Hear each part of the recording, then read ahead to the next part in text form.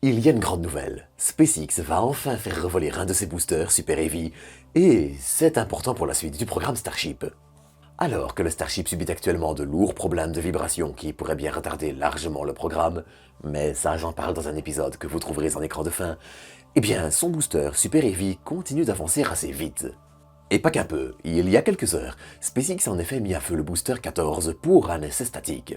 Alors, en gros, une mise à feu statique, ça consiste à allumer les 33 moteurs du booster tant qu'il est encore fixé au pas de tir, pour simuler le plus possible les conditions d'un lancement. Et le booster qui a passé cette mise à feu statique, c'est le booster 14 qui avait été récupéré par les bras de la tour de lancement lors du 7e vol. Et ce n'est pas encore le plus fou. Alors que les prochains prototypes continuent d'avancer, eh bien, SpaceX a annoncé que ce sera ce booster qui revolera pour le 9e vol. Alors, ce n'est pas une énorme surprise non plus, j'en avais déjà parlé il y a quelques mois et je vous avais dit qu'on avait des chances de voir revoler Super Heavy vers le 9e ou 10e vol, mais en tout cas les choses avancent.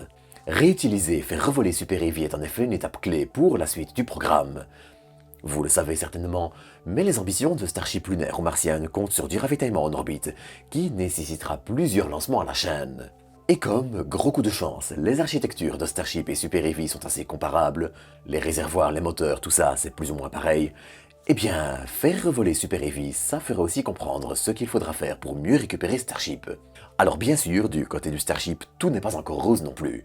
On en a parlé, mais l'effet Pogo, une sorte de vibration harmonique qui fait bouger tout le lanceur, a pour le moment de lourdes conséquences et mène toujours aux pertes des deux derniers prototypes, les Starship V2 qui ont justement changé d'architecture et sont donc plus sujets à l'effet Pogo.